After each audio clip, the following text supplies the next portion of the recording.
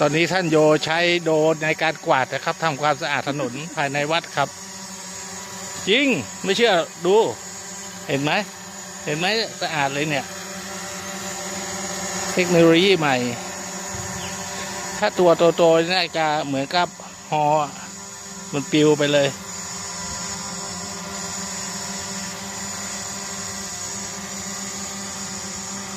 ติดกล้องหรือยังครับท่านเนี่ย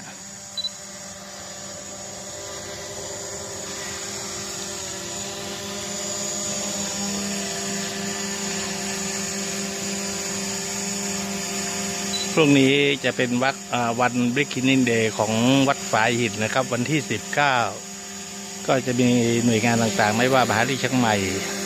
ว่าจะเป็นเทศบาลสุเทพศรัทธาวัดฝายหินภิกษุสามเณรเด็กวัดกรรมการวัดก็มาช่วยกันทำความสะอาดวัดครับก็เตรียมพร้อมทำความสะอาดเนื่องในวันที่21นี้จะเป็นวันส่งน้ำส่งน้ำพระธาตุของวัดเรานะครับที่บรรจุ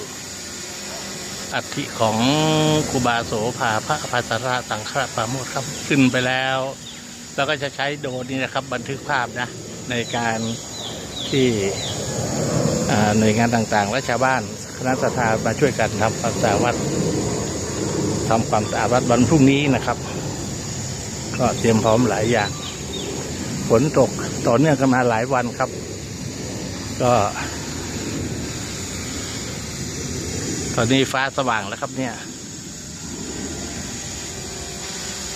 ครับใครว่างพรุ่งนี้ก็เชิญนะครับที่วัดฝายหินตอนเช้าก็จะมีการอบรมในเรื่องของภัยพิบัติแผ่นดินไหว